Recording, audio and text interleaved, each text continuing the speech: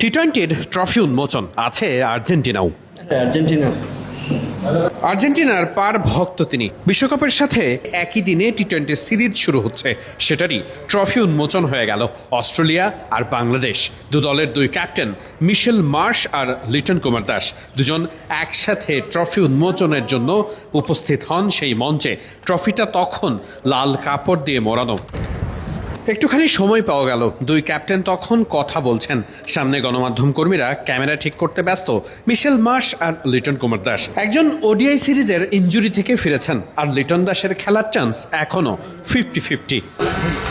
টি-20-র জন্য দুই দলের জার্সিটাও বদলে গেছে। অস্ট্রেলিয়ার চিরচেনা হলুদ জার্সি বদলে টি-20-র জন্য বিশেষ সবুজ জার্সি, আর লিটন কুমার দাসের পরনে টি-20-র লাল রঙের জার্সি। ভিন্ন ধরনের এই জার্সিটাই বলে দেয় টি-20 ফরম্যাটটাই আলাদা, অনেক রঙিন। দুই ক্যাপ্টেনের হাসি মাখা এই ছবিগুলো সিরিজের আগে দারুণ বার্তা দেয় দুই ক্যাপ্টেনের মধ্যে। এরপরে ট্রফি উন্মোচন পর্ব শুরু হয়। ঠিক আগে থেকে যেভাবে বলা থাকে, ট্রফিটা উন্মোচনের জন্য যেভাবে পোজ দিতে হবে, ছবি তুলতে হবে, ভিডিও করতে হবে, দুই ক্যাপ্টেন ঠিক সেইভাবেই করছিলেন। ট্রফির দুই পাশে হাত রেখে, ট্রফিটাকে মাঝখানে রেখে বিভিন্ন ভঙ্গিমায় তাদেরকে ফটোশ্যুট করতে হয়েছে। কখনো হ্যান্ডশেক করে, কখনো বা ট্রফিটাকে তুলে নিয়ে সামনের দিকে নিয়ে এসে দুই ক্যাপ্টেন একের পর এক ছবি তুলেছেন। ট্রফি উন্মোচন পর্বটা ঠিক যেভাবে হয় সেটাই হয়েছে। আর এই ট্রফি উন্মোচন পর্বটাই সিরিজ শুরুর আগে একটা নতুন বার্তা দেয়। সিরিজ আসছে, মহারণ আসছে, বাংলাদেশ আর অস্ট্রেলিয়ার টি-20 সিরিজের মহারণ। আর ঠিক একই দিনে আবার আর্জেন্টিনারও খেলা। তাই সব মিলিয়ে যেন এক বিশেষ স্পোর্টস ডেই ঘোষণা করা যেতে পারে আগামীকাল।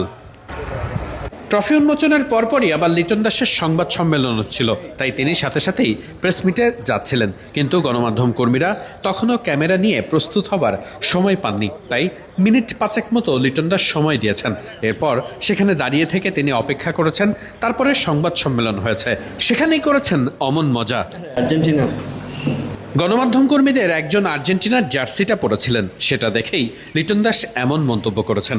খুব স্বাভাবিকভাবেই আর্জেন্টিনার পার ভক্ত লিটন সকাল 7টায় উঠে কাল আর্জেন্টিনার ম্যাচটাও নিশ্চয়ই দেখে খুশি মনেই বাংলাদেশের ম্যাচ খেলার জন্য চট্টগ্রামের সাগরিকায় রওনা হবেন। ঠিকঠাক মতো আর্জেন্টিনা 3টা শুরু করলে লিটনের মনটা ভালো থাকারই কথা।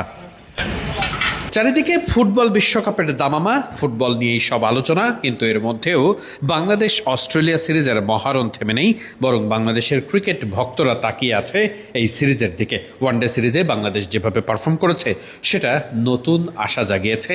টি-20 সিরিজেও বাংলাদেশ ভালো করবে সেই প্রত্যয়ে চট্টগ্রামের সাগরিকার গ্যালারির প্রত্যেকটা সিট ভরে উঠুক